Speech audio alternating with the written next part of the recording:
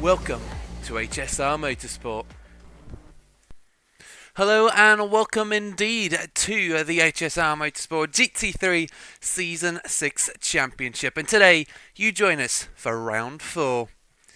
Today, this second quartile of the season takes us a 20-hour and 5-minute flight and £5,000 later west from Alton Park and 116 miles south from San Francisco, which is a day and 19 hours walk via Middlefield Road if you didn't know. It takes us, of course, to Laguna Seca. The circuit was created in 1957 by local businesses and individuals on the old US Army Fort Odd, and it was previously a manoeuvre area and artillery target range, but now it hosts racing from all over the world. It hosts kart racing, it has hosted the IMSA GT, it has hosted a MotoGP race before as well, and tonight it hosts the HSR GT3 Championship. A quick little rundown of overtaking opportunities. The first major one is, of course, the Andretti hairpin turn 2, coming from the long pit straight into a hairpin double left-hander. Next opportunity will be turn 5, an early apex left-hander where you can get on the throttle very early and run out wide before you hit the Rahal straight into the corkscrew. Another potential overtaking opportunity, but you need to be aware any mistakes here can result in potentially fatal outcomes. Your next best opportunity will then be into turn 10, and then finally, of course, turn 11, that hairpin left-hander. So, we're coming off the back of a really chaotic race last week at Bathurst. Bathurst came out swinging, took out about 7 or 8 drivers, 5 of which were taken out multiple times, but thanks to their unwavering sportsmanship and their unbroken spirit, they soldiered on through and managed to finish the race. So props to them. We'll probably get to see them in action later tonight, and hopefully Laguna Seca will treat them slightly better than Bathurst did. quick little rundown of our championship. Well, no, actually, we'll do that later. What we will do is talk about the formats for this evening. We have split quali running, which is basically qualifying for all three of our classes. The AM class first 10 minutes, Pro-Am second 10 minutes, and the third set of 10 minutes will be for the Pro drivers. And speaking of which, let's head down to the track so we can see some racing, shall we?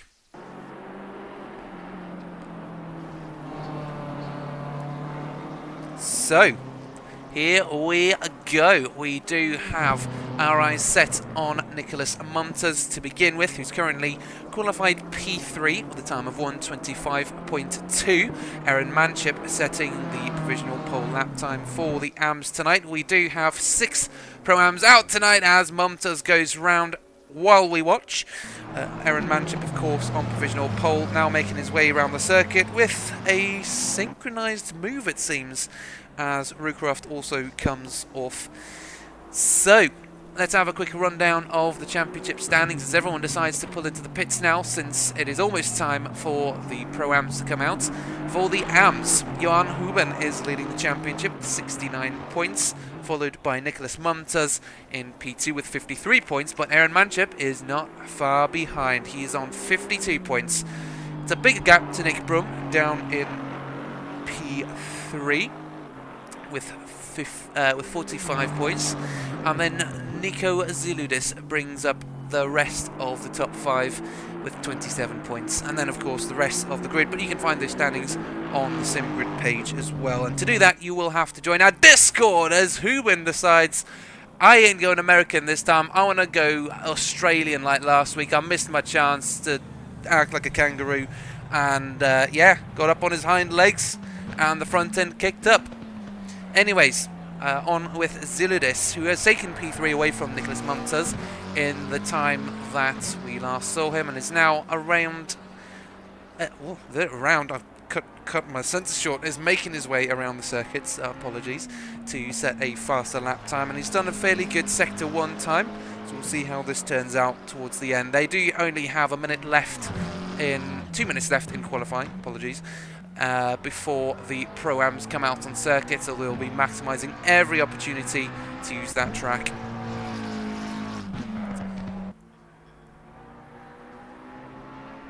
Now, format for this evening, as we heard, split qualifying to begin with, but then we have 2 30-minute sprints, so the action is going to be non-stop. And some of you might know about the chaos that was going on in the chat in the Discord server before the race started about mandatory pit stops and all that, maybe up in the air. Or could we have a mandatory pit stop during a 30-minute race? Wow, how much chaos will that cause? Well, it was squished, so we won't see any pit stops this race round because it is only 30 minutes each. Last week, though, we saw plenty of pit stops, so I think I had my fill there. I think I've had enough pit stops for 2 weeks. Of course, this is the 4th race of a 8-round season, which means we are halfway through now.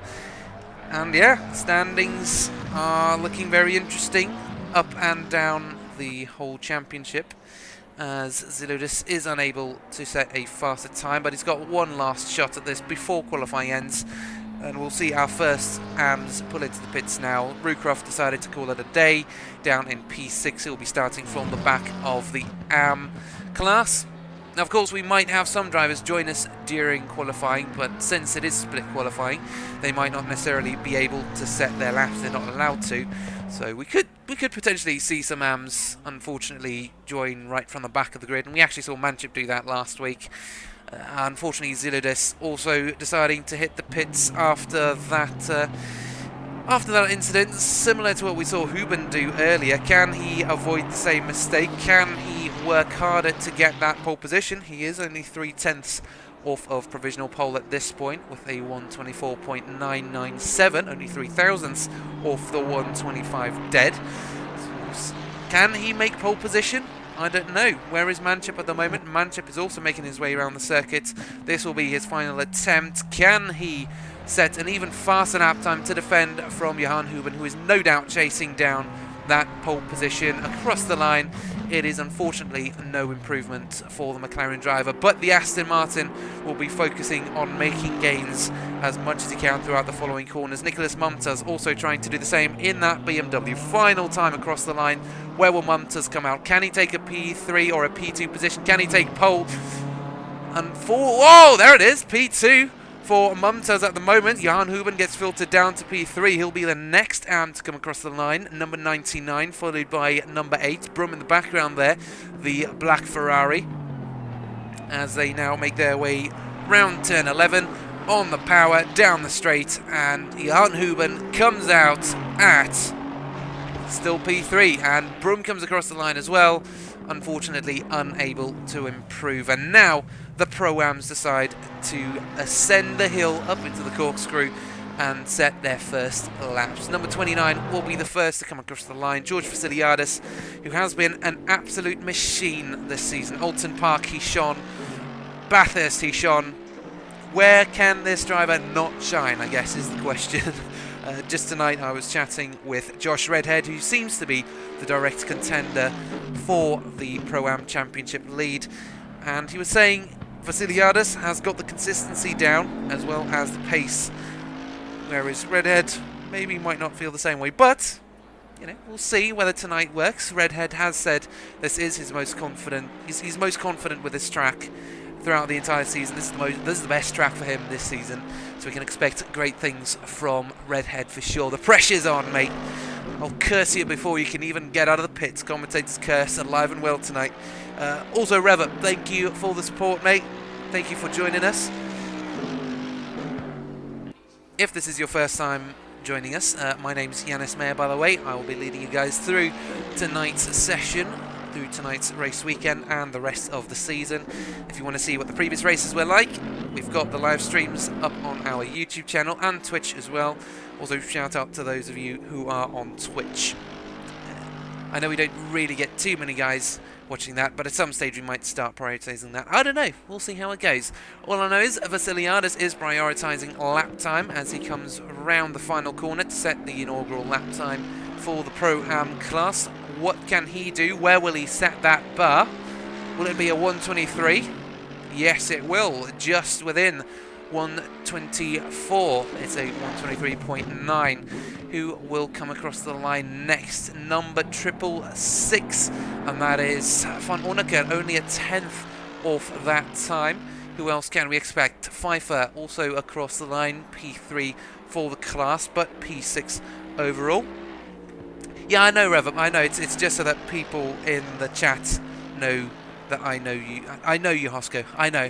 I can feel the love every time. No, it's all right, mate. No, it's all right.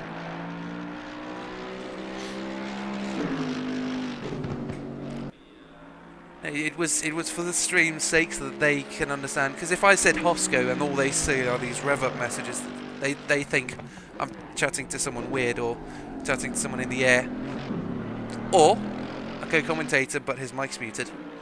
That's another option. Redhead comes across the line a little earlier with a 123.8 to take provisional pole, a 10th ahead of Vasiliadis. Lynn in the number 36 McLaren is half a second off the pole lap time. Another potential challenger, we'll have to see. Mouchard in P7.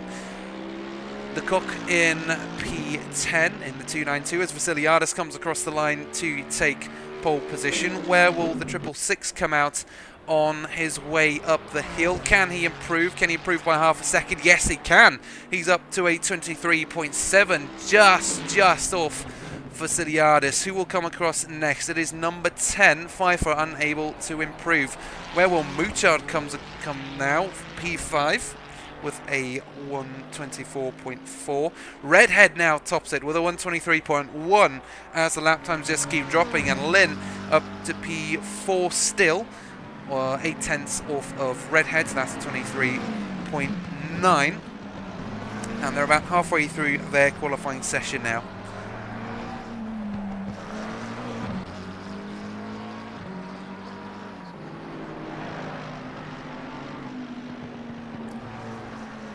Yeah, I appreciate that, Hosco. I know it's a bit tough sometimes. I mean, it's a bit tough for me to get on track now with all the stuff I'm busy with.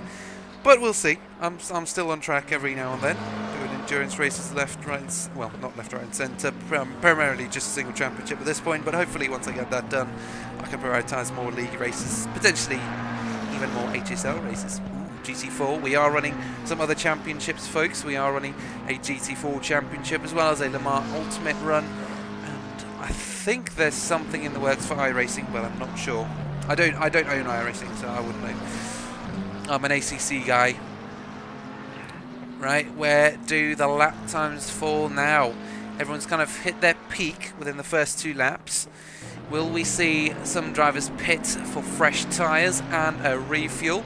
I'm not sure. All I know is Lynn hasn't unfortunately managed to make too much improvement throughout the first couple sectors as he comes across the line. Will this improve his time? No. Vasiliadis pulls into the pits to refuel, I assume, and Redhead half a second ahead of the competition. The Cock currently on an improvement and he's barely past turn 2 as they hit the second sector. You can see Redhead in the foreground, the Mercedes. Now, it didn't actually go over the championship standings for these guys.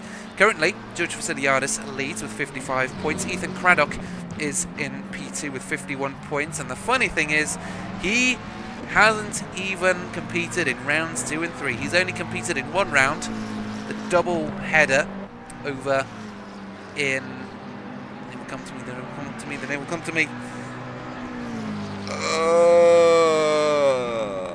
Imola. There we go. Apologies, it's a Friday evening, it's been a busy week. The double header at Imola gave Craddock a good lead over the pack, 51 points in P2. Josh Redhead then P3 with 47 points. Steen van Onneker P4 with 37 points. And then Ozdu rounding out your top 5 with 29. Coming across the line, we've seen plenty of mistakes on this lap. Whether there will be many mistakes into the next, I don't know. De Kock comes across the line and he is a full second off of Redhead. Lynn, though, not too far off, only 300ths. Lynn is coming for that position as Redhead now starts his lap. Steen van Onneker, improvement in the first sector. Can this driver manage to make his way into P2 and potentially take pole position? It's all up in the air at the moment as he heads through Sector 2 and into Sector 3. He's got a 3/10 improvement. That will only put him up to P2, potentially, if he can improve even further throughout the following corners. They only have a minute and a half remaining in qualifying those, so that will be the time when the pros come on, and then we'll see the lap time stumble even further. Steen van Onneker into turn 10 and turn 11, the left-hander coming up now. Again, where will he come out? We're going to have to wait and see. Get on the power, down the main straights. Can he improve? Can he take pole position? It is an improvement. It is a 123.3, but not enough for what he wants. Car number 10 is coming across the line now. Virtually dead on with all the sector times. Climbs slightly over the other AMs, but when it comes to his rivals, maybe not the best lap. Nick Neville is on an improvement in his sector times as he heads into Sector 3 now.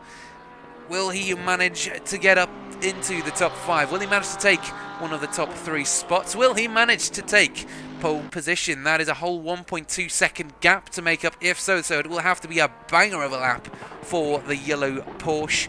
Can he do it through the final corner? Turn 11 as it gets on the power. Who cares? Well, I care because you care about your lap time and we care about the results. Unfortunately, that is only a 1.1 second gap off of Redhead, so no improvement there for the position. One final attempt, I reckon, for Neville. Lynn in P2, he's got one final chance to make that pole position. Redhead has decided to come into the pits, but Lynn does unfortunately go off into the gravel, so that is his chance at pole position gone. Vasiliadis now starting his lap. He will be the final Pro-Am to come across the line and set a lap time. Can he get back into that top 3? Can he take pole position? We've seen some great stuff from him before. Can we see some good stuff during qualifying Pfeiffer across the line with a good second and third sector. Can he take into the top 10? Can he get into the top 10? Yes, he can. P7 for the Ferrari. Chris Mouchard also across the line takes P7 away from him. Nick Neville now through the corkscrew. One of the final drivers to come over the line. The only driver other than Vasiliadis. And at the moment, Nick Neville off into the gravel, and that is his time gone. Loses control. Off into the runoff area. Fortunately, no contact with the wall. George Vasiliadis, the final Pro-Am to come across the line. Can he improve by at least 3/10 to take P3 and get into that top 3 for the Pro-Am class? At the moment, it's redheaded P1, Lynn P2. Where will Vasiliadis come out? Can he make it P3? No, he can't. It is P4 for Vasiliadis and P5 for de Kock.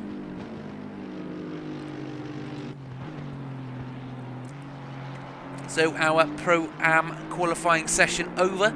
It is time for the final 10 minutes. The pros now take to the circuit, and our first driver to come across the line will be car number 78, Christian Graniero in the BMW. And we've seen this driver at the front of the pack very many times this season. In fact, he is very near the front in the championship standings as well. A quick summary: Lorenzo Cortellessa leading the championship with 55 points, Christian Graniero in P2 with 50 points, Alessandro Panatti in P3 with 43 points. The three Italians leading the Pro Pack. Then we have Brandon Kleinen with 36 points in P4 and Matt Jordan in P5 with 31 points. And in the top 5 we only have one previous HSR Motorsport GT3 champion, and unfortunately he's not quite managing the pace this season. Potentially later on, we'll see.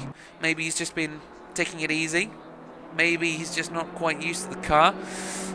But considering he is still in the Bentley from... No, he's not in the Bentley. He's in the Aston Martin. He was absolutely rapid in the Bentley last season, so he might be trying to handicap himself. I don't know. All I know is we have three Italians, three newcomers to the server who are currently ripping up the championship, and they're setting up a lovely fight into the final half of the season. We are, of course, at round 4 of 8, so there is still plenty of action to come. The action has pretty much just started as Christian Graniero gets the pros action started during quali across the line to set the first lap time, and it's actually 2/10 off of Redhead. 1:22 will be the lap time to go for sure. Who else can improve? Panatti, P3, Kleinen, P1. Who else can we look out for? Number 22, Matt Jordan in the Aston Martin, who we were talking about earlier. Who else comes across the line? Panatti, Cortellessa up to P4. Peters now across the line to P8, Miro P10, Hubert in P13, Jordan to P3, P2 in his class, and everyone has set their initial lap time. All except, of course, Craig Hewlett, who is one of the three McLarens down at the bottom of your screen, at the bottom of the timing tower at this point in time, but not for much longer. Where can Craig Hewlett get?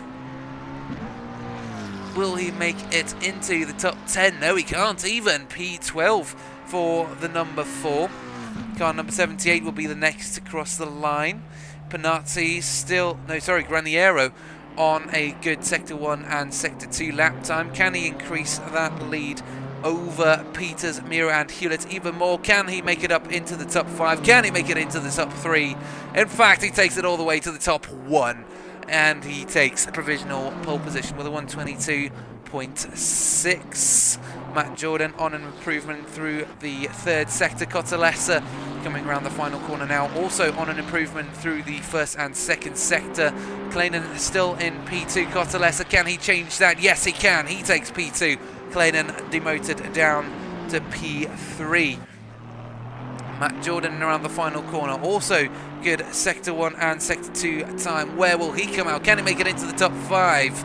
Top 3 is on the cards even. A 122.8, or should I say 9 technically. Craig Hewlett had a very good Sector 1, Sector 2 time, but looks like he lost it potentially into Sector 3. I think he had a mistake somewhere into the final corner. Can he make it into the top 10?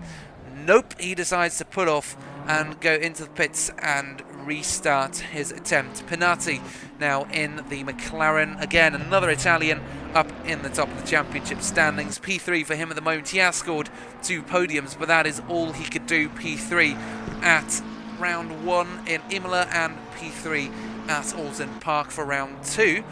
Can he make it another podium finish this weekend? I don't know. He only got P6 at Bathurst last week. It is a sprint race though, so there are 2 30-minute races coming up, 2 opportunities to improve and get the best result possible. Pinati goes P2, and that is second fast for him.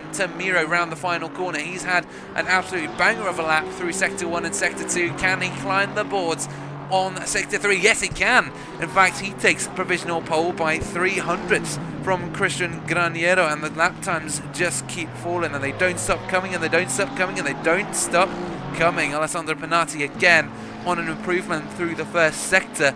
Yes, it is a short first sector, but it's not the longest track either. Only 2.2 miles of track here at Laguna Seca.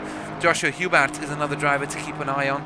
This driver did pester our previous race leader at Alton Park. We had Kleinen leading the race, Hubert closing the gap to the leaders, and once Kleinen made a mistake in the pit stop phase, Hubert was right up on his tail and applying immense amounts of pressure. Can Hubert get some good results today? Can he get into the top 5? He's done so twice this season, and it was the last race he managed to get P5 and then P4 at Alton Park round 2. Can he make it an improvement on those positions though? Can he make it into the top 3? Can he get his first podium of the season here at Laguna Seca? Well, it's got to make up 1.2 seconds to the leader to get a good start to be on that front row.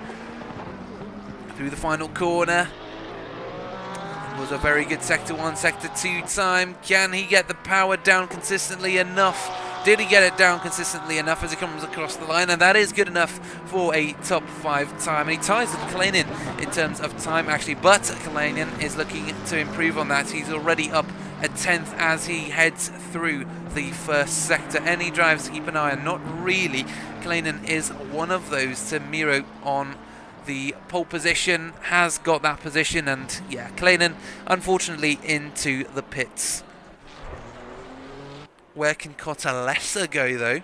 This is the driver who performed really well in the first round and had an incredible race for P2, and then the second round, well, the second race of the first round, he also didn't fail to disappoint and managed to get some pretty decent results that day as well. Last week he took the race win. Can he get a pole position this time round? No, it's still P6 for Cortalesa, and it will be the final attempt at, well, maybe 1 or 2, I think 2 more laps for these guys. It takes about 1 minute and 20 seconds to get stuff done, so these guys who are just crossing the line now will have potentially one final shot at it. No, this is Matt Jordan, who will have a shot at qualifying and another shot at that lap. So at the moment everyone's got one final lap now. Pretty much. From now on, everyone only... No, hang on. So the guys that come across the line now... No, they all get this. They all got 2 more laps in them, but these other guys have got. No, it is pretty much 2 laps. What am I talking about? It's only it's 1 or 2 more laps, pretty much. Because the guys across now have less than 1 minute and 20 seconds to finish their laps. So we do see some of our first drivers into the pits, though. Joshua Hubert into the pits, and we don't have any pros down at the bottom, which is good. Craig Hewlett and Cairo Samuel keeping each other company in that vast grid of pro-ams. Any improvements? Craig Hewlett is improving in the second sector. He is up 8/10 from his previous lap time. Can he make it up into the top 10? That's what he's aiming for. Graniero comes across the line to finish qualifying, and P3 is the best he can do. Hubert as well, obviously, into the pits already. Peters also decides to admit defeat and head into the pits in P10. Kleinen does climb the grid though. P6 for him, an improvement, a 122.7. Where can Hewlett go though? He's had a good first and second sector. Can he make it into the top 10? Can he start fighting some of his fellow brothers and sisters up in the top 10 with Peters and Valentine? Where will he come out? he will come out right behind Peters. And when I mean right behind, I mean 7 thousandths behind him. It is, yes, it's that close. And here we go, final attempt for the last couple cars. Car 88, Reese Valentine, will have a final run across the line. Can he improve?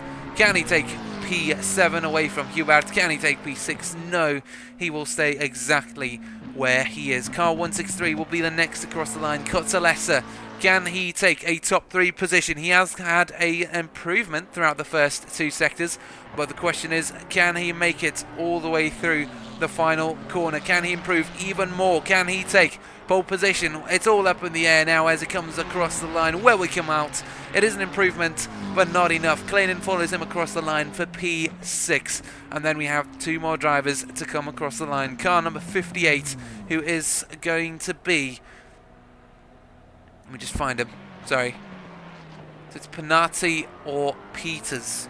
So Panati is in P2 at the moment. He'll be the first across the line.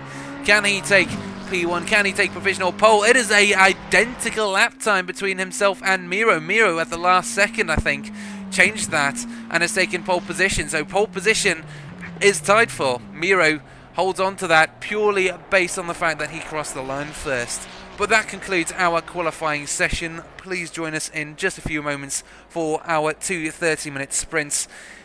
And in the meantime, grab yourself a drink, grab yourself some snacks, and we'll get straight back into the action.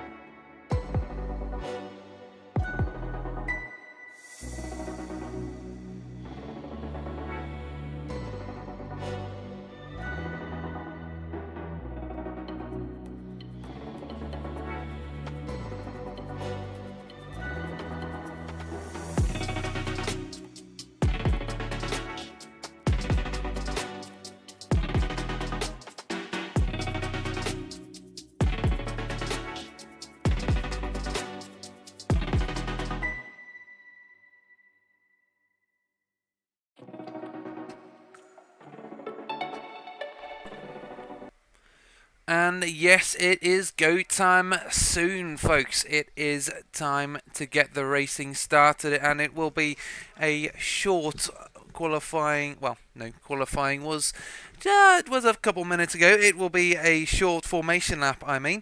It is a 2 30-minute sprint race format for this evening, so it is the first race of tonight for round 4 at HSR Motorsport GT3 Season 6. And to start us off, we have Miro taking pole position in the Aston Martin, followed by Alessandro Penati with an identical lap time, which was very interesting to note. Christian Graniero in P3 with Matt Jordan taking the second grow of the red. Yes, indeed. Lorenzo Cottalessa in P5 with Brendan Clayton in P6. Joshua Hubert takes P7 with Reese Valentine alongside. Then our Pro-Ams begin. Josh Redhead ahead of Kurt Peters and Craig Hewlett. Wei Long Lin in the Pro-Am class. First time out this season, and he is not disappointing. Stein von Uneker takes P3 for the class, but P13 overall, with Cairo Samuel in P14, the last of our pros. George Vasiliadis in the Mercedes in P15, with Harold de Kock in P16, with Nick Novell in P17, and Chris Mouchard in P18. One of the final Pro-Ams is Pfeiffer in P19 with Aaron Manchip, P1 for the AMS, Nicholas Mumtaz in P2 for the AMS, P21 though, P22 overall for Johan Huben, and P23 for Nico Ziludis, with Brum bringing up one of the final AMs. Jacob Curtis joined late during qualifying, hence the final Pro-Am starting down in the penultimate position, while Tony Recroft brings up the rear.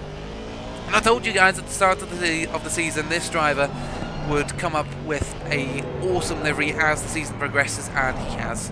I told you it would happen. I told you. I probably told you 2 seasons ago, actually. So yeah, again, I don't know. What can I say? I've been around. And these guys will not be mucking around though into turn 1 and turn 2. Turn 1 is just going to be a fast left-hander kink before you hit the double apex hairpin essentially of turn 2 to double left-handers, and that should make the action very interesting into the first corner. We do have many drivers tonight. We have 26 of them in fact, and they will all be vying for that top 1 position as they file into their 2 rows to get the 4th race of the HSR Motorsport GT3 Season 6 Championship underway.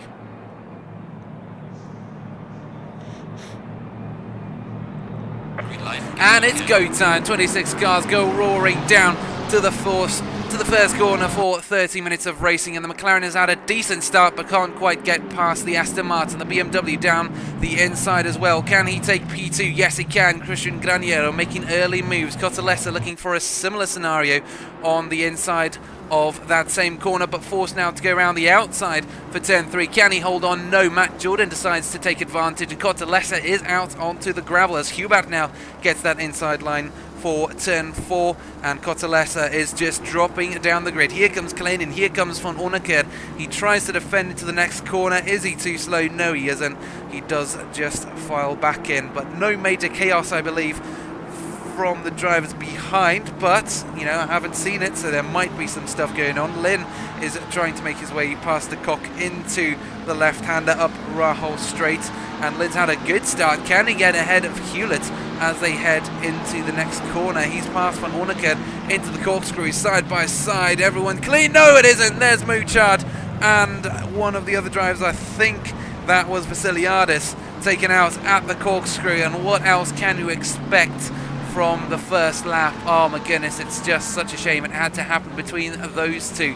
Nicholas Mumtaz fighting for his opportunity at the race win for the AM class as everyone now makes their way across the line to finish the first lap of this 30-minute sprint. And it's been relatively clean except for that incident between Mouchard and Van Onneker. But yeah, it is a place that is fairly common for mistakes, and if something were to go wrong, it would go wrong very much so. Mumtaz absolutely storming down the inside, and it didn't take him as long as it did for me to say the S there.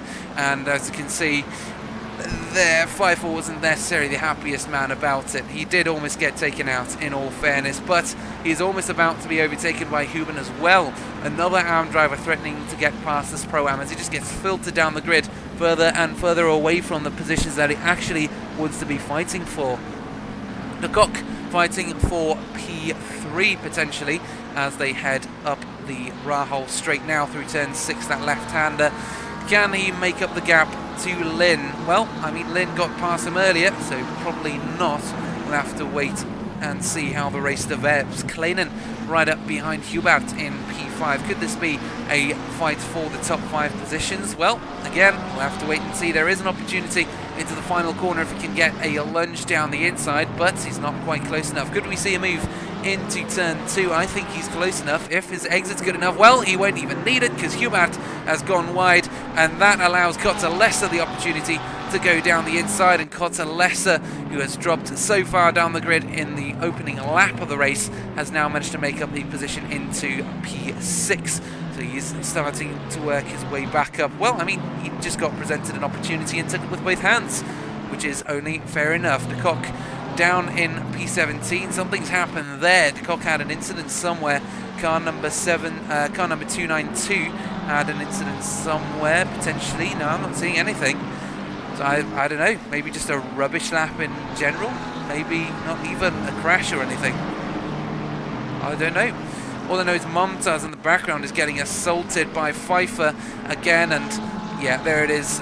Move around the outside. It's BMW, can't really defend it too hard, and he is an AM fighting against Pro-Ams. Is he going to be defending hard against Huben, though, is the question. He might not have thought about the fact that this is actually an AM coming up behind him, and he is actually fighting for P2 on the AM side of things. Into the corkscrew, though, there is some good space, and Pfeiffer is right up on the back of the Cock. Maybe the Cock not having the best run tonight, struggling maybe on the pace side of things. Further up the grid, though, we do have a fight developing for P7 with Peters, Hubert and Cairo Samuel. Samuel's had a brilliant start. He's up to P9, having started further down the grid as the final pro tonight. Hewlett maybe not as lucky bringing up the rear in this case. Valentine also getting involved there for P9, so we could see plenty of battles suddenly explode here in the mid-pack tonight. We also need to keep an eye on Christian Graniero, who is challenging Miro for the race lead at some point, 0.4 seconds, as well as Jordan on Penati for P3.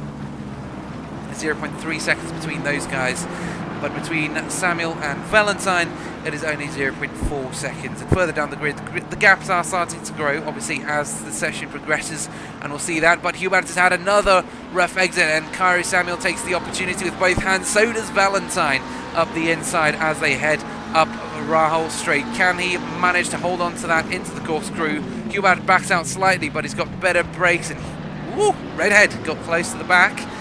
Really close, not too close. Hubert, yes, unfortunately some beginner mistakes getting the better of him. Vasiliadis down in P22, right up behind the Mustang of Curtis. Could we see a move here? Well, heading down the left-hander of turn 1. Can he make a move into the final corner? Well, he's looking down the inside for the right-hander, can't quite get it, and that has scuppered his entry into turn number 11. Things now start to calm down, the gaps start to stabilise. Matt Jordan in P4 wants a shot at a podium position, and he is only 4/10 off of Penati in the McLaren ahead. Could this be a position for him? Craig Hewlett also 3/10 off of Josh Redhead. He's just trying to make his way through the traffic and start fighting for P10 as Hubert got filtered down to the penultimate position. Valentine going through a white flag incident on track somewhere, but false alarm apparently. Might have been Craig Hewlett who dropped back behind. All I saw was that Aston Martin absolutely flying down to the corkscrew. Sorry, that's why I kind of went, whoa. Penati in P3, he's chasing down Graniero, he's closest, but these guys are all relatively similar in lap times. There's only about a 10th separating them. Miro is a second ahead of Graniero, so there's no challenge there, but Penati might have to deal with Graniero ahead sometime soon. He's 0.2 seconds. Could we see a move into turn 2, an absolute dive bomb? No, because these guys pretty much dive bomb all the way around the circuit, so they're already on the limit. It's not really too much of a dive bomb thing here, but I mean, you could see it. Same for Honecker, right up on the back of Valentine. He needs to make up 2 positions to challenge for the race lead, to challenge Josh Redhead. Mouchard and Mumtaz just swapped positions as well. Mumtaz also having to climb the grid to get up to P16 to start fighting for the AM class lead. But in the meantime, our leaders, Miro, Graniero and then Penati, top 4 currently all in shot. There's Matt Jordan in the Aston Martin, bring up the rear of this little chain. Lorenzo Cotalesa also a potential chance at P5. He's been chasing Kleinen for a while, and Cotalesa does have the fastest lap of the race. He's about 4/10 faster than Kleinen. Could this be Cotalesa's recovery run? He's down the inside potentially for turn number 9 into turn 10, though he has to back out slightly. He is at a cutback though. The Clown's gone onto the gravel slightly and moved down the inside, potentially on the cards. Nope, he moves back in behind us. 0.3 seconds between these two as they lay down the power onto the main straight. Jacob Curtis is coming up the back of Vasiliadis, but I'm assuming it was the other way around because Vasiliadis was behind Curtis before, and now he's ahead to the Aston. Well, actually, there is an Aston here. The Mercedes got ahead of the Mustang. That's why I got confused. Guben on the back of Montas now for P2 in the AM class. Could this be a position change into turn 2? Could he be close enough for a move for a dive bomb? No, not this time round. We'll have to wait patiently until he can close that gap a little closer. Christian Graniero, speaking of closing gaps, has closed that 1 second gap to Tim Miro, and it's now down to half a second and closing. The BMW does have better power up the hill, so that time has dropped now to 0.3 seconds as they head into the corkscrew. Could we see a move on the Aston Martin for the race lead at some point? I don't know. We'll have to wait and see. Mouchard and Pfeiffer potentially fighting for P5 and P6 for this. Yeah, mate. Adam Dutton, Laguna Seca. It can be a harsh mistress at times to those who disrespect her. It can also be a wonderland for those who learn to master it, and I'm sure if you look forward to it, well, you must be a master at it, and yes indeed you'll then be losing out quite a few. Vasiliadis, there is chaos down here for some reason. Car number 10 is slow, and that is Pfeiffer who got caught up in an incident. Car number 10 slow. Let's see if we can have a quick replay of the incident. Car number 10, yes there is an incident. Let's have a quick look at this. So into turn 6, Mouchard behind. Okay, maybe not carrying as much mid-corner speed as he might have liked. Comes to the outside, Mouchard goes down the inside into the corkscrew, and there's not enough space. And we can see that coming from a mile away. And woo, almost gets taken out by Montas as well as they make their way through.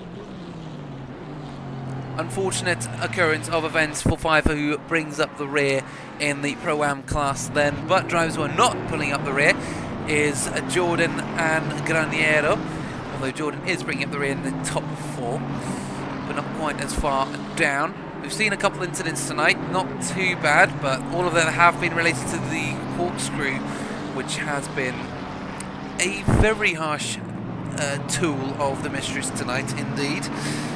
And it is one of the most famous corners in all of motorsport. But could this be one of the most famous moves we see in the season, with Graniero right up behind the Aston Martin? The Aston Martin thinks it could be and goes defensive into turn 3.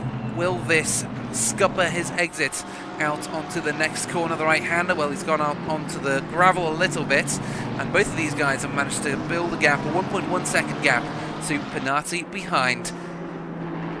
Could they be working together, do you reckon?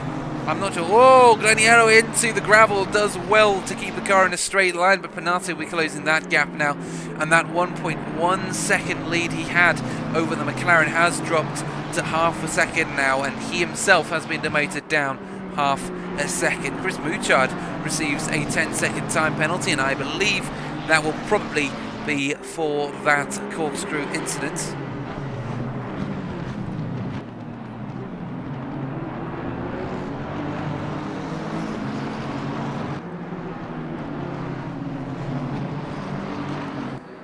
.2 seconds between Hubert and Samuel for P8. Could this be a position swap? Could Hubert take away the position from the McLaren? Well, he was drifting all the way through there, and it looked absolutely incredible. We've seen this Porsche go sideways more times than one this season, particularly at Alton Park, in a sopping wet race. Could this be his opportunity at a top 5 finish? Well, he's going to need to work really hard for it. He's got to make up 4 positions if so, and Kairo Samuel will be the first of them. He had a look down the inside but didn't commit to it, and as a result he's now trailing behind Samuel, but I'm sure he'll make his way past at some point in the near future.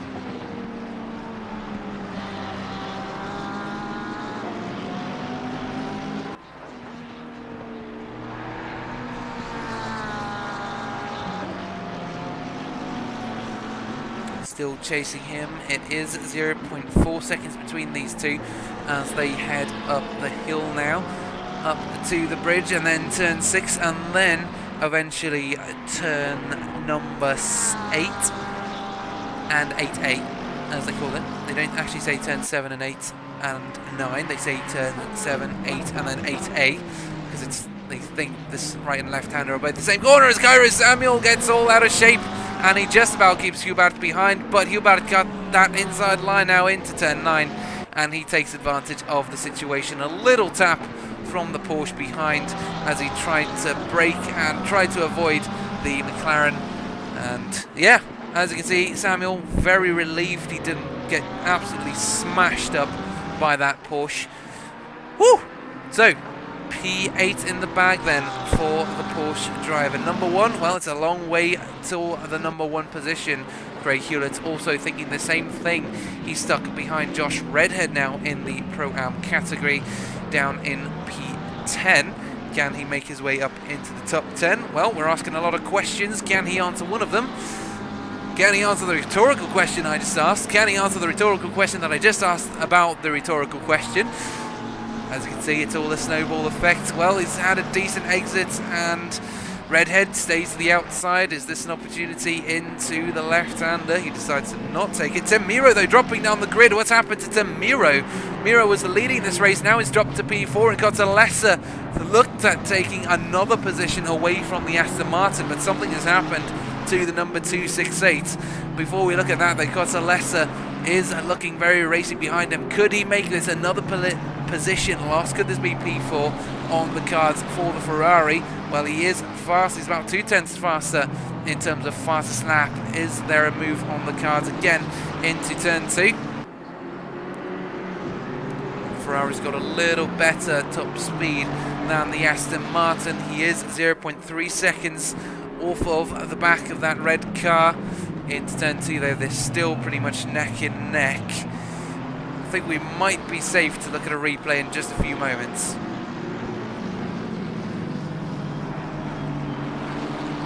So Miro car number 268 had an incident. Yes, let's have a look at what happened here.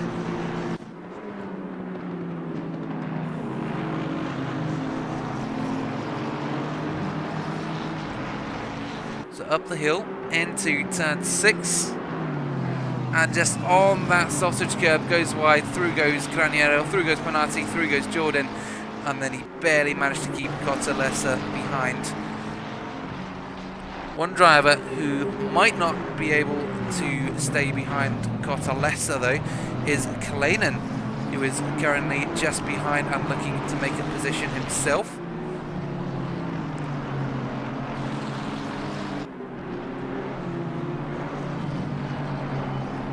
I think my ACC TV might have frozen slightly.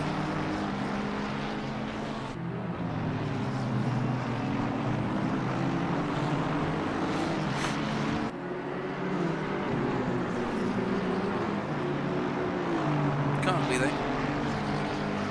That is odd.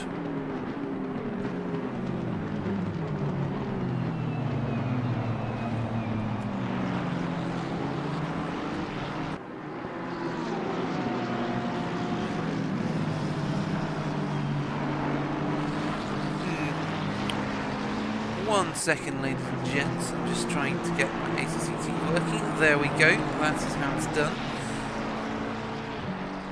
For some reason, the mouse isn't working properly. It's not working as it should.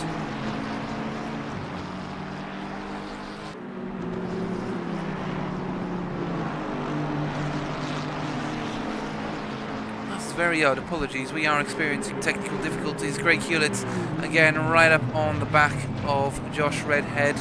And we see a move there in the near future. Again, for some weird reason, I just can't quite get the get my ACC TV working properly. Give me just a few moments.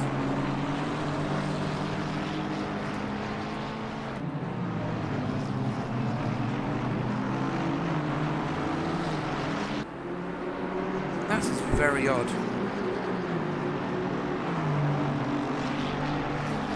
We might be able to get a workaround. Apologies, ladies and gents, we've got some issues here.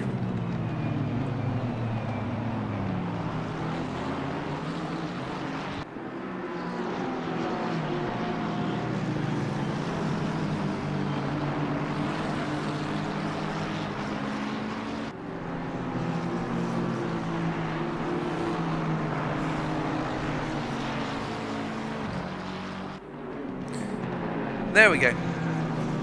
I have no clue why that happened, and it just inexplicably fixed itself. So, nothing really too crazy happened, except that Reese Valentine is now behind Redhead as well. Did we have an incident with the number 88?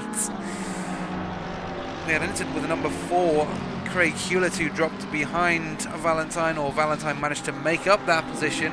We might have to hold off on watching that though, because Valentine is looking very racy behind that Mercedes up into the hill. He is flashing his lights, he wants past, and he is alongside by the time they make it to the corkscrew, and I'm sure Craig Hewlett is a little upset with that as Josh manages to stay out the side of the McLaren, and both drivers managed to wake their way through. Actually, it's about 9 o'clock in the evening, so if someone's waking up on this, yeah, they're taking night shifts, and I do appreciate that. If you are, you're an absolute legend if you can handle night shifts. I can't imagine doing that for the life of me. Oh, and Moochard has got some damage to the front of his car. That is looking not quite like the modification I would personally want to add to the front of my car. But to each his own, to each his own. We still have that incident with Craig Hewlett earlier. In fact, Craig Hewlett is now only 3/10 of Valentine. It'll be a McLaren v McLaren battle for P9. Hubert, in the meantime, though, will just keep building the gap. He's about 4 seconds ahead of Valentine at this point in time. Can he keep growing it? Well, again, question that will be answered in time. Hewlett, though, will be keeping that gap to Valentine as small as possible, and hopefully get a negative time on that. Cotalesa looking to do a similar thing to Miro. We saw Miro drop down the grid earlier after an off at turn 6. Can he manage to hold on to this position? Well, let's see.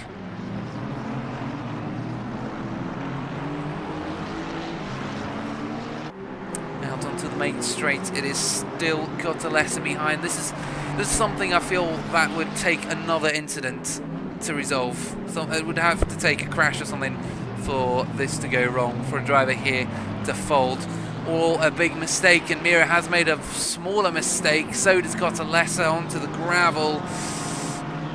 Little dip into the yellow stuff.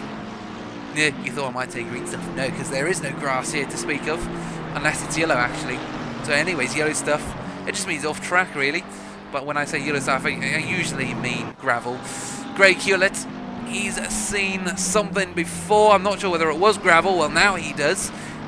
Little dip into the left-hand side of the track. Again, little dip there as well, and almost loses it on the rear, using the track as much as he can, potentially a little too much. And we have to keep in mind that we do have track limit warnings on potentially. Well, no, not potentially. We do have that on, but some drivers might already have a few strikes against them. Liam Field, cheers mate, nice to see you again. Didn't get to say bye to you at work. That's fine. Hope you have a great weekend.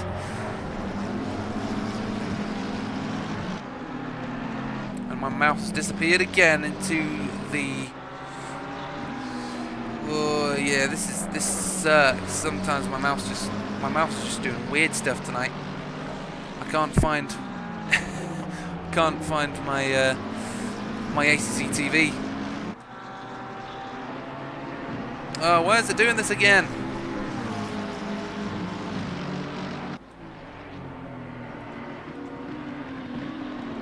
Apologies again. This thing is driving me a little cuckoo. It's being difficult. Adam Dutton, you're saying it's 7 AM at the moment there by you. Where are you? Where are you in the world at 7 AM right now? Because I know you're British. So for it to be 7 AM right now would be a contradiction of all logic, space and time, as it is currently 9:02 GMT or UTC. Mixing up the time zones. Craig Hewlett may be mixing up his lap out into the grass. Well, I say grass, the yellow stuff.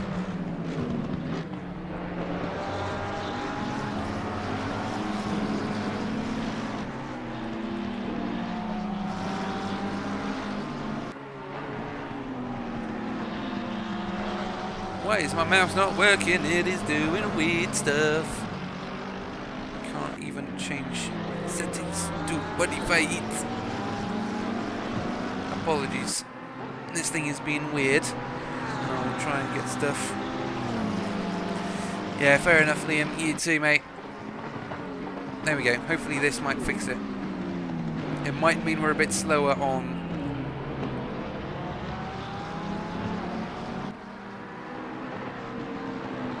So that is very odd. Why is it doing this?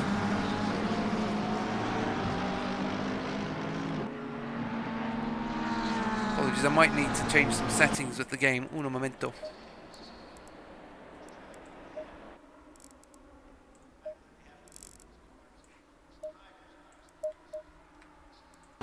Drive, we're straight back into it.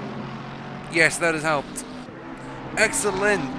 Now, while all of this has been happening, nothing much has happened up at the top, except that Cotolessa got past to Miro.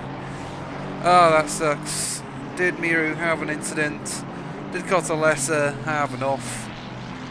Not to speak of, really, but we do still have that incident with Craig Hewlett to look at in the past. Adam Dutton saying he's out in Adelaide. What are you doing around there, mate? Is it for work? That's what I'm thinking. Sounds like work stuff. And he's in Manchip for Pro as well. Manchip currently down in P17, holding the fort on the AM side of things. In the AM lead, 12 seconds ahead of Mantas, who is in the BMW. George Vasiliadis on a comeback mission at the moment, 0.2 seconds off of Novell into turn 2. Is there a move on the cards here?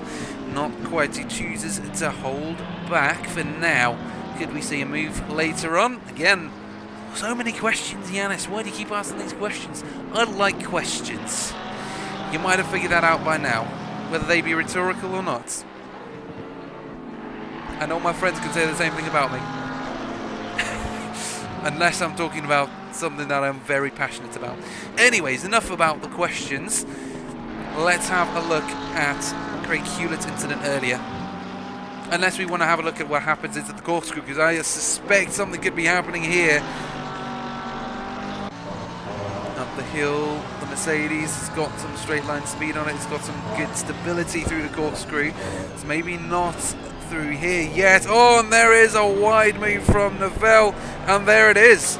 The Mercedes down the inside into turn 9, called it, and Vasiliadis up into P14, and De Kock will be looking to do a similar manoeuvre later on. Whether Novell takes a wide line or not, he'll be looking to do the same thing. Vasiliadis, oh my goodness, and in the background Novell gets collected by De Kock. What has happened there? Well, I think we all know what happened there. Let's have a quick look at his perspective, the number 292.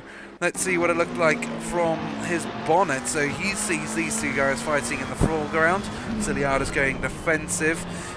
There's Novell trying to get the cut back into the final corner, and he brakes a little too late. No, he was fine, and then suddenly, whoops, gets he then collects Novell. Very unfortunate for those two drivers. In the meantime, Josh Redhead continues to lead that class, with Christian Graniero leading the pros and Manchip leading the AMs, and we only have 2 minutes remaining in this race. Can you believe it? The race is sudden. It's all just flown by. 28 minutes of action. We only have 2 more laps of racing to go. We still have not seen what happened to Craig Hewlett, as we see Zaludis go off in the foreground. Unfortunately, P23, the AM driver, is struggling. Number 29, though, is stationary. Where is number 29?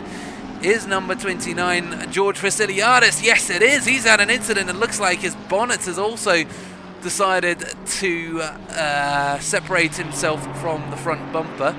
The number 8 also. What's happening? Nick Broom also on the side of the track. We have incidents left, right and centre, and I'm not even sure we'll have time to look at all of them. What's happened to Vasiliadis, first of all? Vasiliadis is now down in P20, car number 29. So here we go. Up the hill, going to be turn 6 coming up. up into the Rahal Straight. Is it the curb? Yes, it is. Just a little bit. Comes back on. Oh my goodness, and loses it in the gravel. And then smashes his front end into the left wall. And Broom also had an incident. And as you can hear, the leader is on the final lap. So we'll just have to make this one quick. Broom car number 8 had an incident earlier up into the corkscrew. Is it a loss of traction on the right-hander? No, it's not. Double left-hander. Maybe a little too much trail braking. Yes, it is. Slides it. Corrects it. No. Yes, he does. Slides. Okay, fortunately not as bad as Vasiliadis' incident.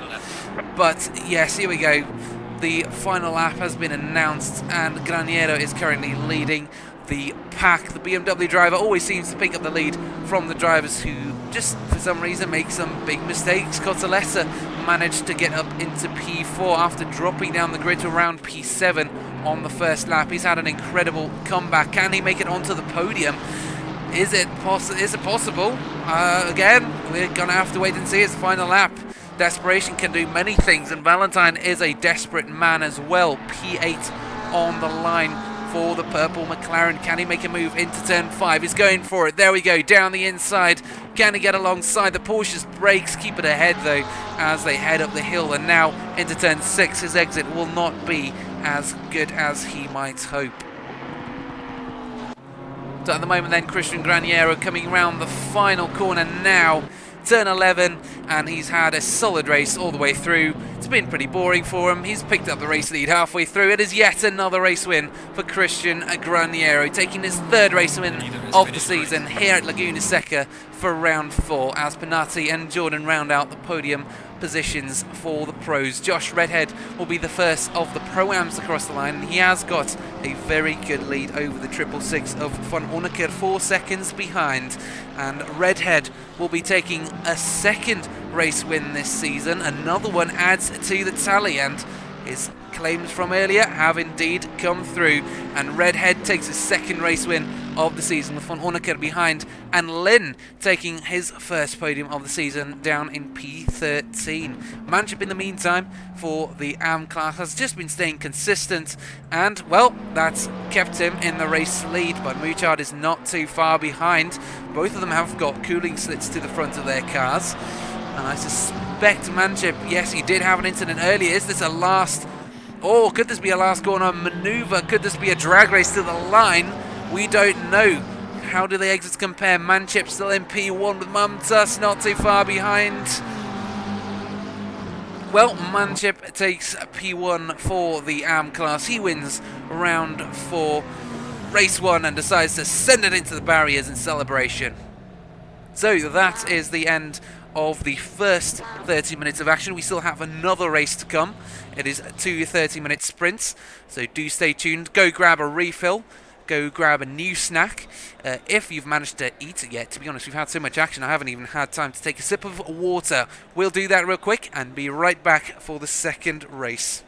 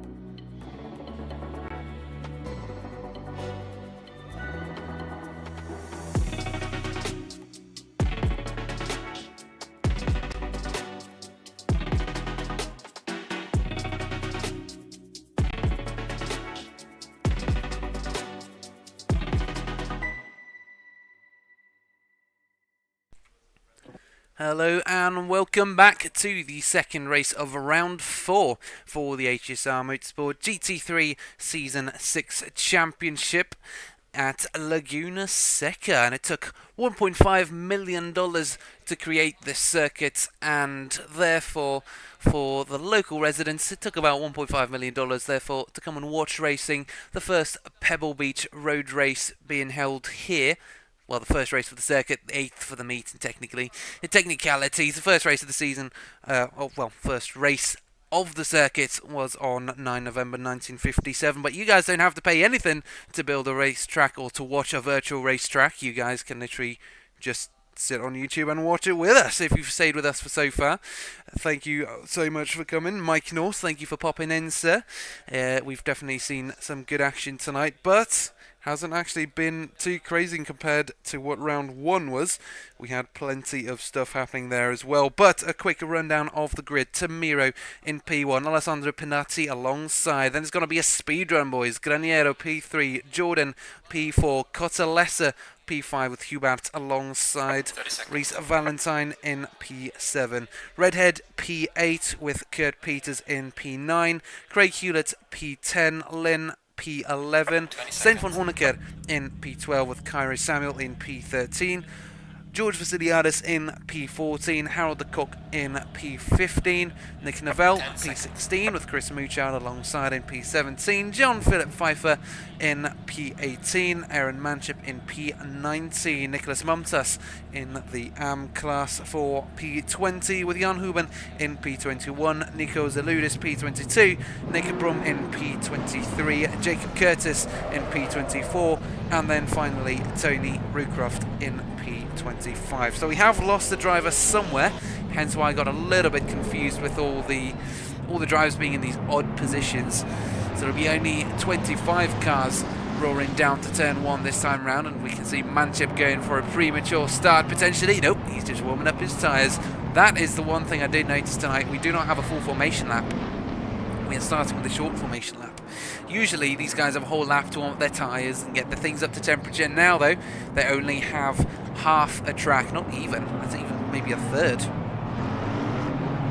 And as you can see, these drivers are trying to warm their tyres up as fast as possible and as consistently as possible, accelerating and braking, that puts temperature into the tyres.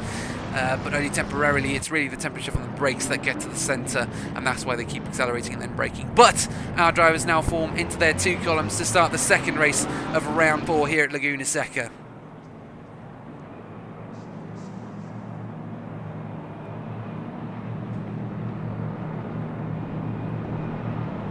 And it's go time. 25 cars go roaring down to turn 1 to start 30 minutes of racing. And again, the McLaren is forced to take the outside line. Can Graniero get down the inside for P2? Again, it's a similar story. Can Cotalessa stay consistent, though? He has managed to stay in P4. And there is a car round. That is Matthew Jordan and Valentine in the background, though. But our top 4 all stay clean. Further back, though, that is Valentine and Jordan, who had a collision down at turn 2, and as a result they are just rapidly dropping down the grid. Hewlett has a great start up to P7. Stein van Honecker looking to take that away as Craig Hewlett takes defensive into turn 5. Will he hold on to it? Yes, it is a beautiful bit of defending, but up the hill will the Ferrari be able to make his way alongside? No, he can't, because turn 6 is not exactly the corner you want to make an overtake on up the hill.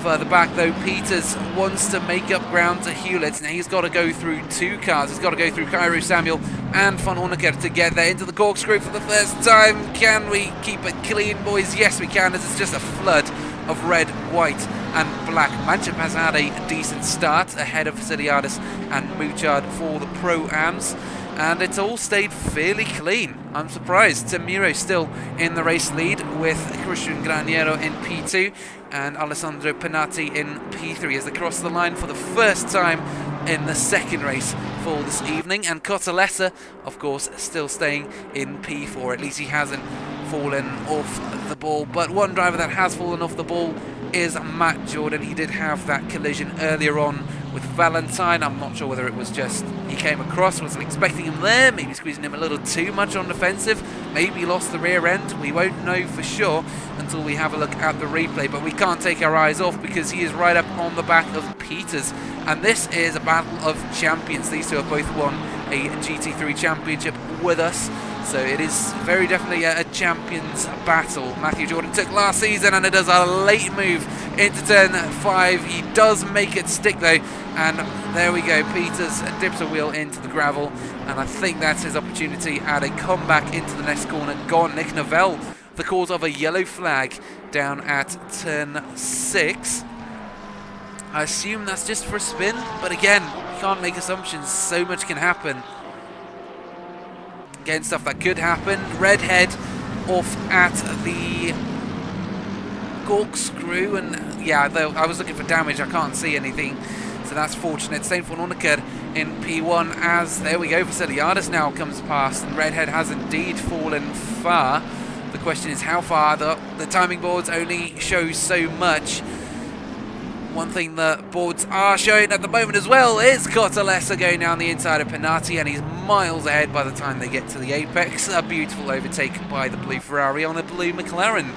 It is the battle of the Italians for P2, as Graniero and Penati and Cortalesa are all three Italians indeed.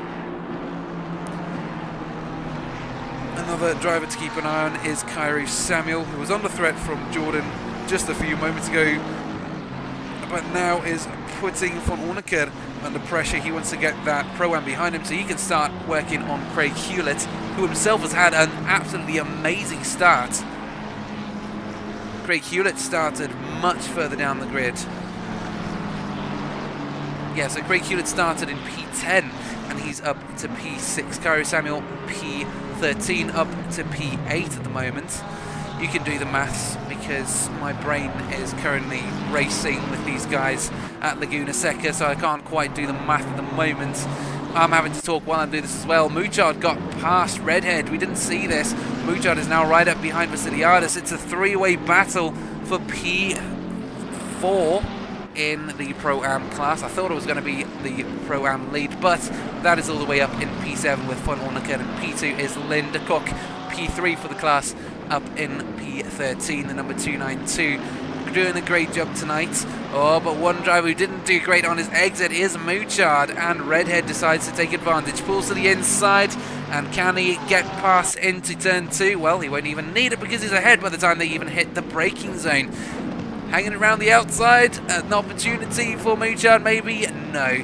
And Redhead manages to take that position, P15 on the cars. Oh my goodness, and there's Cairo Samuel dropping down the grid as well. The number 7 has had an incident, and his bonnet has taken offence at him as well. Another driver who might be taking offence at the fact that he is not in P2 is Cortalesa, who wants to make the move into the corkscrew potentially. It's going to be a dive. No, it's not. He does keep it civil.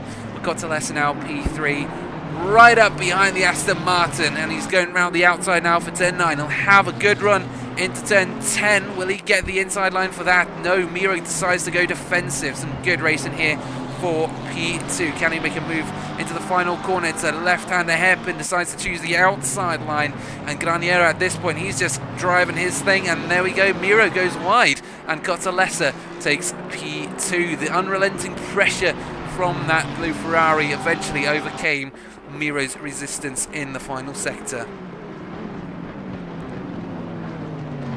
Joshua Hubert now joins this train of the top 5. He is now only 4/10 off of Penati. Could this be again P4 for Hubert, or is he chasing his first podium finish? Is there an opportunity for that? Well, he's got 24 minutes to do something about it. A podium finish for Hubert would be great. I can imagine he'll be very happy with that. And Huben has now dropped behind Mouchard. Something's happened there. We still don't know what happened to Samuel. Let's have a quick look at the replay. We do have a chance. We're seeing yellow flag and an accident. Okay, let's have a quick look here. This ain't car number 7. This is car number 9. Oh, but it was an incident with car number 7 potentially. The 666. Just in a little deep. So is Cairo Samuel. Oh, could this be it? Yes, back onto the track, and Cairo Samuel's just too close and sends him into the barriers. Well, inadvertently, we saw the whole cause for the incident, or the whole thing, and while we were watching that, Alessandro Penati got overtaken by Joshua Hubert not too long ago. Could we catch this? Yes, we do. Up the Rahal straight into the corkscrew, and he's alongside by the time they get to that tricky corner on the brakes, and good awareness from Curtis. Massive shout out to him. Still alongside though. Wow, some great action here. They're still side by side as they go through turn 9 and into turn 10. It is Hubert just ahead. Wow, some great racing here for P4 as Hubert now starts making moves. Great stuff. Great stuff. Jordan receives a 15-second time penalty for that incident earlier on with Reese Valentine. And we never actually got to see what happened there. Let's see if we can find that. So that was car 22 right at the start. Seeing car 29. The other car was Valentine, wasn't it? Who has left. Has he though? Yeah, Valentine's apparently left the race. We only have 23 drivers, 2 drivers left the race so far. That sucks. Well, Christian Graniero and Cotalessa, suddenly a battle explodes upon us. And Cotalessa, though he had very little control of the car, decides to put it down the inside. Here's Miro suddenly getting involved as well. A battle for the race lead has erupted. Cotalessa up the inside for the final corner, so is Miro. Can he get alongside by turn 2? There is Penati in the background going off as well.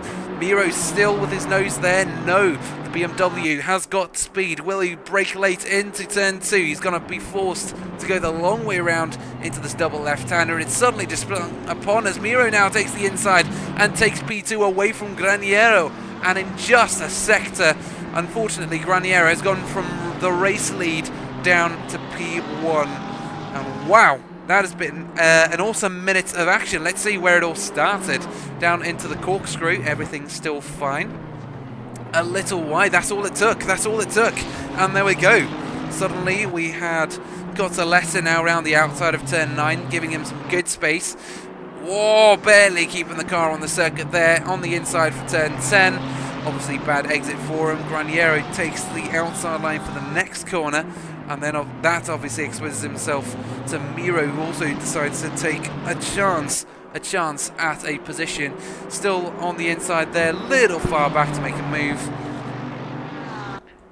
Into turn 2, still there. And yeah, that was what happened for the race lead suddenly. All of a sudden we had this massive battle. Great racing. Christian Graniero though, I'm sure he's not too happy with that. He'll be looking to respond to that at some point in the near future and retake P2 and potentially P1. But Cotalos has been absolutely rapid tonight, and he is 4/10 faster than both of his rivals up in the top 3 at the moment, based purely on their fastest laps. Kurt Peters following Von Orneker now, the 2 DSRT RJB Solutions cars. A mistake von Orneker, and he allows his teammate to just peel through, and I assume they're teammates because they have the same livery. But yeah, it's great to see these 2 cars working together and at least being sensitive about the space they're giving each other and aware of it, at least, at the very minimum. Woo! So, finally take a breather. First 10 minutes of action complete, 19.5 minutes to go. This might be an appropriate time to take a quick bite out of your snack bar if you have got one. I don't have one. Mine will be coming later. Joshua Hubert, though, something's happened to the number 1. The Porsche has dropped 2 positions. He's dropped to Penati and Hewlett. Hewlett up into the top 5 now. Great stuff from Craig Hewlett in the number 4 McLaren, who even tonight has said he doesn't like racing on ACC. Well, he's doing fairly well for a guy that hates racing on it. Jordan in P6, also looking to capitalise on Hubert's mistake, and it seems to be the theme for tonight. We've had drivers make mistakes and they get absolutely punished by both the circuits and the other racers. The number 1, let's see what happened to him. Well, I can't because Tim Miro is right up behind Cotalessa, and Graniero is not too far off. Greg Hewlett also behind Penati for P4. We could see a battle for that emerge. Matt Jordan also. So the top 7 all fighting for some key positions. Johan Huben trying to make his way around Nick Neville for P16. Something happened there to allow these guys in. Christian Graniero 0.3 seconds off the back of Miro, and Matt Jordan 0.4 seconds off of Hubert. So not really too much happening at the moment. The gaps have sprung up slightly as the sector develops. Matthew Jordan, of course, does have his 15-second time penalty. So if he wants to hold on to P7, well, he's going to need to grow the gap to Peters behind, and the way he might only be able to do that is by making some overtakes, and that will be on Hubert, Hewlett and Panati, but unfortunately that doesn't quite seem possible. He does have a 122.2 to his name, so he is faster than the guys ahead on the fastest lap alone. But again, so many things can happen, and I'm at that stage where I'm really unsure as to whether we should have a look at what happened to Hubert a few minutes ago. Okay, let's chance it. No one's making a move now. Cool. That's not him. That's Nick Neville. So something happened to the 888. Into the corkscrew. A little wide. And yeah, it's got unsettled the rear. Spins it. Doesn't keep it out of the wall. Just. Maybe a little smooch. A little kiss. Okay. Car number 1. I swear this time. Yes, here we go. Hubert. Up the left-hander. Turn 5. Turn 6 coming up. Is it the bump? I bet it's the sausage. Has he gone airborne? Yes! No. Actually, he's just gone straight on into the gravel. And he has managed to keep control of his vehicle in a safe fashion. That was very good. We've seen drivers go off and then lose it on re-entry. It was a safe rejoin, and then all of a sudden you've got these alarms going off in your head as the car just suddenly goes careening across the track, and he hit the left side. I think that was Vasiliadis last race who lost control through there and then just lost it. And as you might notice, the screen's getting darker. Yes, time is marching on, and I didn't even notice it either. 8:30 p.m. trackside at the moment. We have 15 minutes of racing left as Matthew Jordan takes a look up the inside. I was about to say move look. It was a bit of an interesting scenario, so again, muck, I guess. I hope that's not a bad word. Christian Graniero also 0.4 seconds off of Tim Mira, and these three have just left the grid behind 3 seconds to Alessandro Panati. But Matthew Jordan will be looking for a move sometime soon. He is right up behind that Porsche. It is pressure galore from the Aston Martin and the British driver.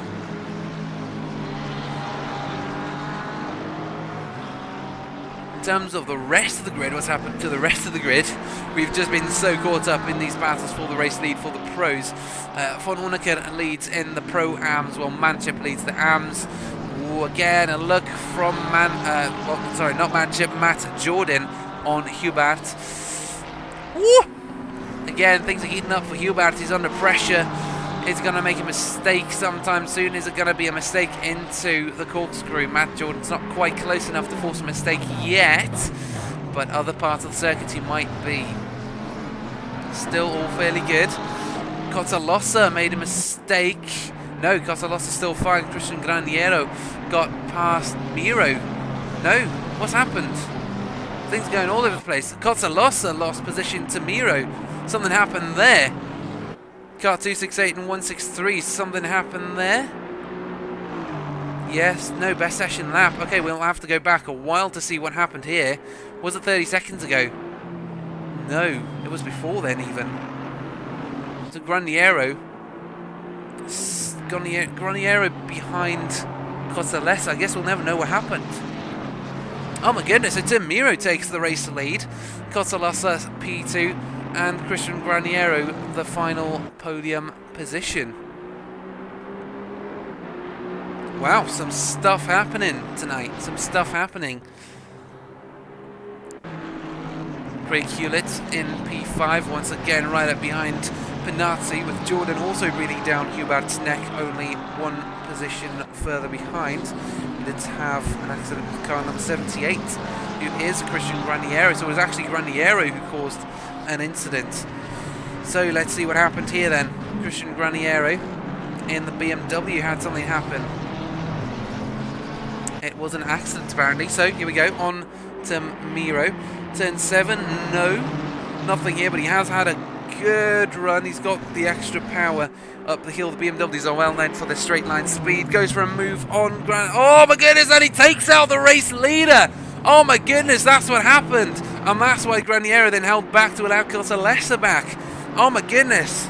The Graniero took out the race leader into the corkscrew and then gave that position back. And in the meantime, Miro's just chilling. He's just taking the race lead and he is happy to hold on to it for now. Johan Huben, the cause of a yellow flag on the Rahal straight. Everything's kicking off at the 13th minute to go, and I hope that's not black smoke coming from the engine bay. It isn't. No, that's just the gravel. Something's happened to Huben recently and he loses P2 in the process for the AM class, I believe. Car 99 with a spin or something. Let's see what happened. The yellow flag up turn 5 into turn 6 coming up. Is it gonna be the sausage curb? My bet is yes. We've had a few incidents with that tonight. Yeah, just straight on. And re-entry. Again, too much throttle on the right-hand side of the track and just about meets the wall. We've seen that a surprising amount of times tonight. We had Vasiliadis make the same mistake. And earlier we did have, I think it was Hubert go off earlier, and the Porsche of all cars. The Porsche, which is well known to be really twitchy on the rears. And he managed to maintain really good control.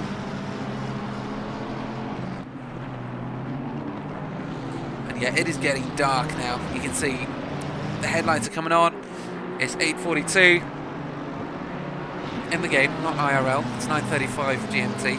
Just in case you wondered, just in case you're like, oh, well, I mean, I guess it depends on where you're from in the world. If you're watching it from somewhere on the other side of the world, you might be wondering, hold up, it's not 8:40 PM. It's about 8 in the morning. What's going on here?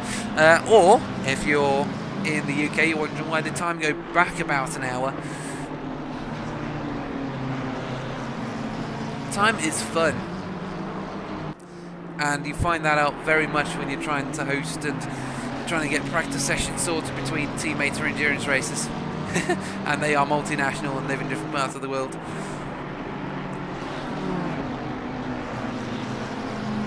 The Graniero, for that incident earlier, receives a 10-second time penalty by the lives, well, I would say live stewards. Yes, the stewards are alive. Yes, they are real people. I mean, we have live stewarding tonight, and they have awarded Graniero with a 10-second time penalty. And there's a yellow flag for Nico Ziludis down at turn 10, and he's doing very well to keep out the way of the other cars. There's Matt Jordan. Again, good awareness from the McLaren driver. Hats off. Nicolas Mumtaz has gone off at turn 4 or so. What happened there?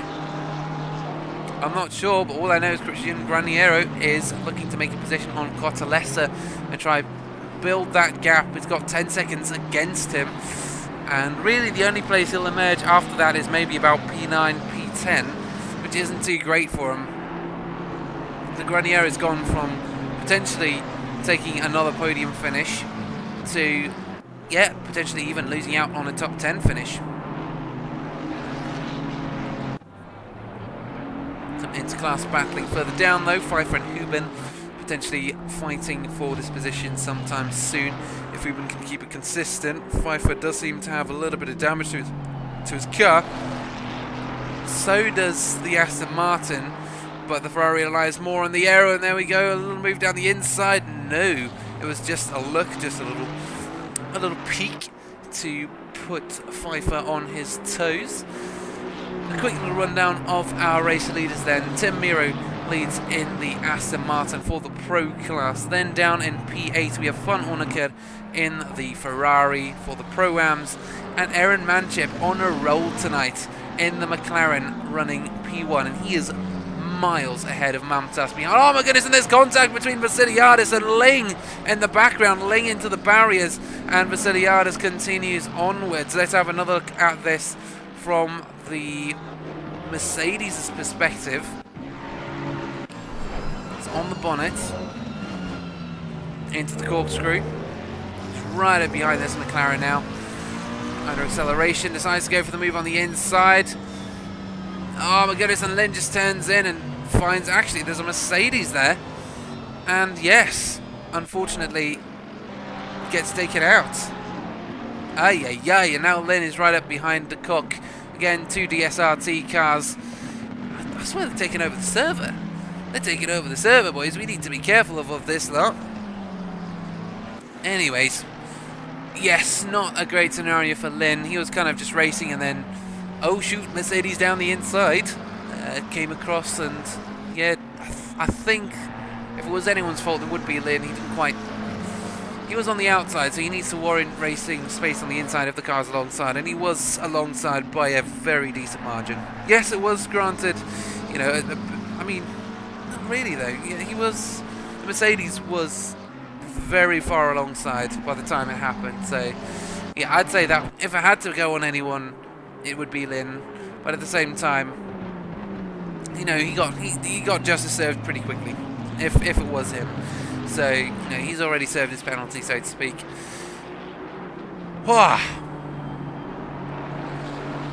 Plenty of action in the second race, and the cork slow at the corkscrew, I'm assuming, just had an incident into the 8 and 8A corner.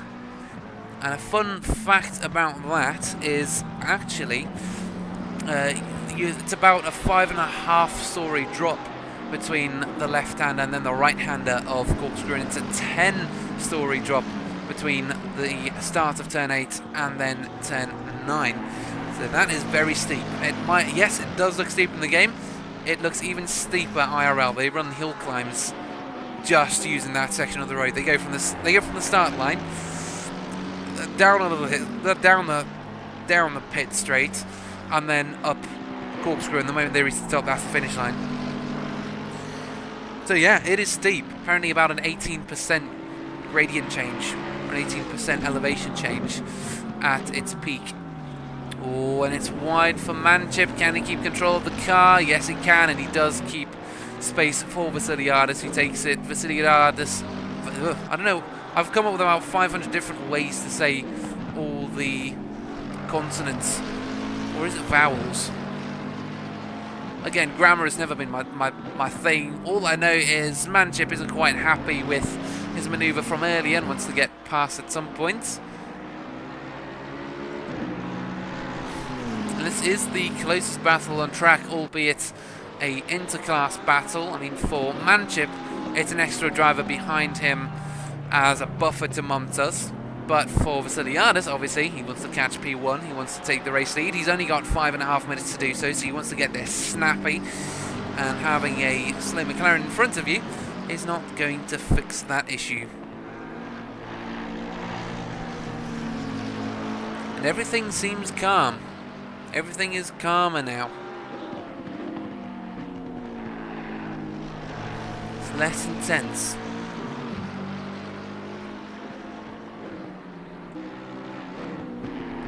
We've maybe got a little bit of a breather. But it is getting quite dark now, isn't it? 5 minutes in the race remaining as the clock starts to strike towards 9 PM local time. So it is getting much darker that side as well, and all the wildlife will be going to sleep. Specifically the bobcats, coyotes, grey foxes, the ground squirrel, mountain lion, red-tailed hawks, a couple of the other raptors in the area, the mallard ducks, they might be tucking their heads under their wings, western bluebirds.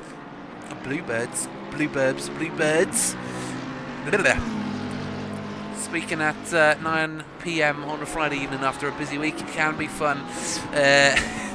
One other creature that will also be tucking its wing is the Californian condor, and I did a bit of research into this. Apparently, nowadays there are only 518 of them in the area, but before it was a whole lot less, and it's actually one of the most well-known conservation efforts in recent times. In fact, it was on the American Endangered Species list from 1967, and when there were only less than 10 left, that's when they decided, okay, bringing them all in and we'll do captive breeding. And apparently it worked, because in 1992 they started reintroducing with 161 condors, and it has grown to about 500 now. So their conservation efforts are doing very well.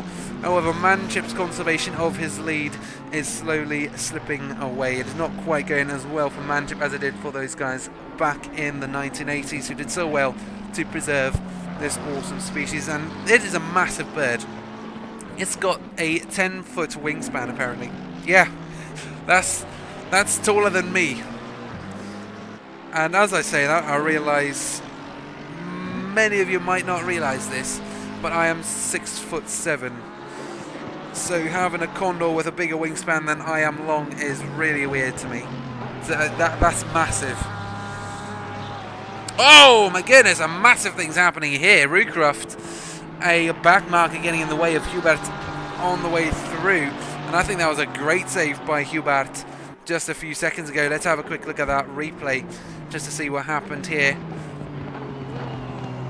So actually Hubert made the move on Van Onneker and then came up behind the Aston Martin of Roocroft, who was unfortunately at the moment down in P19. And oh my goodness, he was already sliding by the time he caught up to the back of the Aston Martin, and then fortunately managed to keep it. Oh my goodness, and things are happening at the top.